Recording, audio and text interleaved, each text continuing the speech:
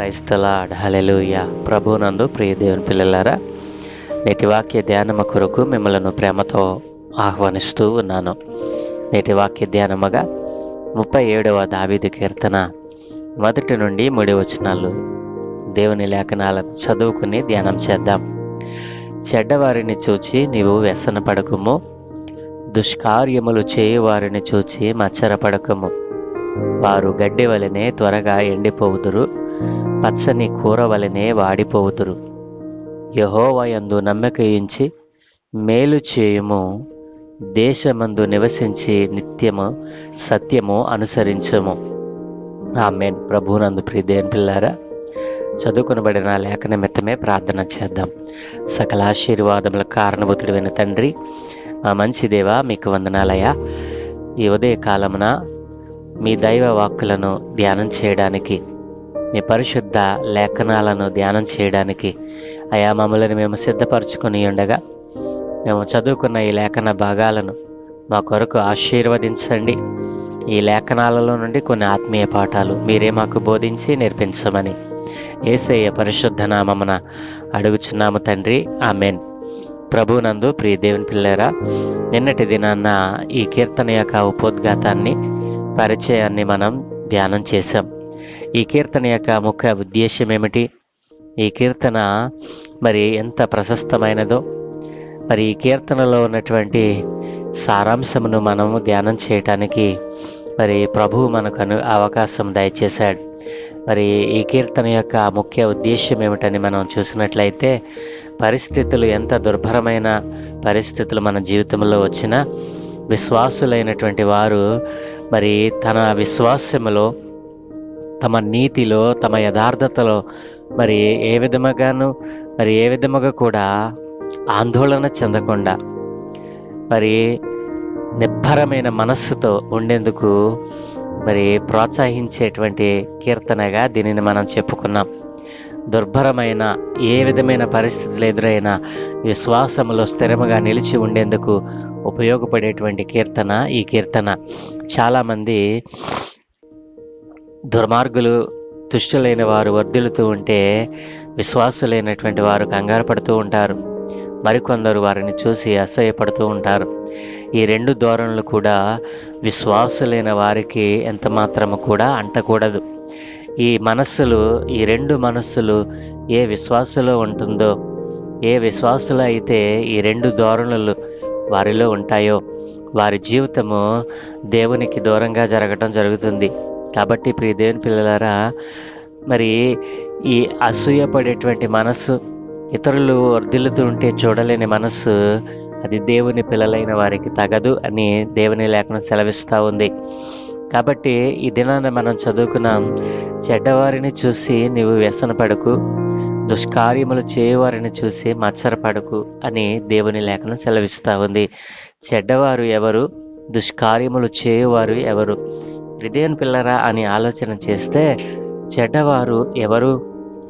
దేవుని సన్నిధి అంటే ఎరగనివారు, దేవుని నామము అంటే ఎరగనివారు, దేవుడు అంటే భయము లేనివారు, దేవుడు అంటే లెక్కలేనివారు, అసలు దేవుడే లేడు అనుకునేటువంటి వారు చెడ్డవారిగా మారటానికి అవకాశం ఉంది. దేవుని పిల్లరా, దేవుని భయము, భక్తి కలిగినటువంటి వారు, దేవుడంటే భయమును మరి భక్తిని కలిగినటువంటి వారు చెడ్డ పనులు, చెడ్డవారిగా మారటానికి మరి వారు ఎంత మాత్రమును కూడా కాలు ముందుకు వేరు. ఎందుకంటే దేవుని యొక్క న్యాయ విధులు, దేవుని యొక్క మార్గములు మరి వారిని చెడ్డ దారిలో నడవనివ్వవు. ఎవరైతే దేవుణ్ణి ఎరుగరో, ఎవరైతే నిజమైన దేవుడు ఎవరో తెలుసుకున్నారో వారిలో చెడ్డ ఆలోచనలు, చెడ్డ తలంపులు పుడతాయి. అట్లాంటి వారు చెడ్డ కార్యములు చేయడానికి, చెడ్డ దారులను నడవడానికి, చెడ్డ పనులను చేయడానికి తమను తాము అప్పగించుకుంటారు. వీరందరూ అపవాది సంబంధులు. ఎవరైతే దేవుని నామాన్ని, దేవుని మార్గాన్ని, సత్య మార్గాన్ని, జీవపు మార్గాన్ని విడిచిపెట్టి తిరుగుతారో వారు చెడ్డవారిగా మారటానికి అవకాశం ఉంది. ఇట్లాంటి వారు మరి ఇతరులను చూసి అసూయపడతారు, మరి దుర్మార్గులుగా, దుష్టులుగా మారుతారు. మరి వీరి సహవాసము దుష్టులైన వారితో, దుర్మార్గులైన వారితో ఉండటం జరుగుతుంది. మరి వీరు చెడ్డవారు ఎందుకు అవుతా ఉన్నారు అని అంటే, వారు ఎవరిని లెక్క చేయరు. వారికున్న ధనమును, మరి పేరాశను మరి చూసుకొని, తన వెనుకున్నటువంటి బలమును, ధనమును చూసుకుని వారు హెచ్చుబీగుతారు. కాబట్టి ప్రిదేని పిల్లరా, చెడ్డవారిని చూసి, అట్లాంటి వారైనటువంటి వారిని చూసి నీవు వ్యసన పడవద్దు అని విశ్వాసికి దేవుడు సెలవిస్తూ ఉన్నాడు. ఎందుకు వారిని చూసి వ్యసన పడవద్దు అని అంటూ ఉన్నాడో దేవుడు తెలియజేస్తూ ఉన్నాడు. దుష్కార్యములు చేస్తారు. చెడ్డవాడు ఎప్పుడు కూడా మంచి క్రియలు చేయడు. చెడ్డవాడు ఎప్పుడు కూడా చెడు చేయటానికే తన మనసును నిలుపుతాడు. దుష్కార్యములు చేయవాడు కూడా సేమ్ అదే పొజిషన్లో ఉంటాడు. దుష్కార్యములు, మంచి కార్యములు వారి జీవితంలో ఎంత మాత్రమే కనబడవు. వారెప్పుడు కూడా ఇతరులను మరి గేలి చేయడము, ఇతరులది లాక్కోవడము, తనది కాని దానికోసం ఆశపడటం, ఇట్లాంటివన్నీ కూడా చెడ్డవారు, దుష్కార్యాలు చేయవారు మరి చేస్తూ ఉంటారు. అట్లాంటి కార్యములు చేస్తున్న వారిని చూసి ఒకవేళ నీవు మత్సరపడుతున్నావేమో, అలా నువ్వు మత్సరపడవద్దు. చెడ్డవారిని చూసి మనసులో మరి వ్యసన పడవద్దు అని దేవుని లేఖనం సెలవిస్తూ ఉంది. ఎందుకంటే వినాశనం వైపు పరుగులు పెడుతున్న వారిని చూసి మనం గింజుకోవడం, అసూయపడటం అది వ్యర్థ ప్రయాసే కదా. విశ్వాసి అయిన నీకు అది తగదు అని దేవుని లేఖనం సెలవిస్తూ ఉంది. ఇట్లాంటి మనుష్యులు అనగా చెడ్డవారు, దుష్కార్యములు చేయవారు, వారి స్థితి ఏమవుతుందో అని 2వ వచనంలో తెలియజేస్తున్నాడు కదా. వారు గడ్డి వలెనే త్వరగా ఎండిపోతారు. చెడ్డవారు, దుష్కార్యములు చేయటువంటి వారి బ్రతుకు ఎలా ఉంటుందట? వారి బ్రతుకు నిత్యము కూడా వినాశనం వైపు పరుగులు తీస్తూ ఉంటుంది. వారు గడ్డి వలె త్వరగా ఎండిపోతారు. వారి బ్రతుకులో మరి గొప్ప ఐశ్వర్యము, గొప్ప పేరు ఉందని వారు అనుకునే లోపే వారు గడ్డి ఏ విధంగా అయితే వాడిపోతుందో, ఎండిపోతుందో, అలాగుననే వారి బ్రతుకులు ఎండిపోతాయి. ఎవరి జీవితంలో అయితే దేవుని యొక్క మరి మాటలు ఉండవో, దేవుని నామమును అంగీకరించరో, ఎవరి జీవితంలో అయితే దేవుని యొక్క సన్నిధి వారి ఇంటిలోనికి ఆహ్వానం ఉండదో, వారి హృదయంలో దేవుని సన్నిధి ఉండదో, దేవుని మాటలు ఉండవో, దేవుని న్యాయ విధులు ఉండవో, సత్యవంతుడైన దేవుడు ఎవరో తెలుసుకోరో, వారి బ్రతుకు ఎలాగుననే ఉంటుంది. దేవుని పిల్లరా, మనం ఉదాహరణకు మనం చూసినట్లయితే కీర్తనల గ్రంథము 73వ కీర్తన 17వ వచనంలో మనం చూస్తే, నేను దేవుని పరిశుద్ధ స్థలంలోనికి పోయి వారి అంతమును గూర్చి ధ్యానించే వరకు ఆ సంగతి నాకు ఆయాసకరముగా ఉండెను. నిశ్చయముగా నీవు వారిని కాలు జారు చోటనే ఉంచి ఉన్నావు. వారు నశించినట్లు వారిని పడవేయుచున్నావు. క్షణమాత్రంలోనే వారు పాడైపోదురు. మహాభయము చేత వారు కడముట్ట నశించుదురు. మేలుకొనిన వాడు తాను కన్న కళ్ళ మరచిపోవునట్లు ప్రభువా, నీవు మేలుకొని వారి బ్రతుకును తృణీకరింతువు. చెడ్డవారి హృదయాలను, చెడ్డవారి ఎదుగుదలను, చెడ్డవారి దుష్కార్యములను దేవుడు కొట్టివేస్తాడు.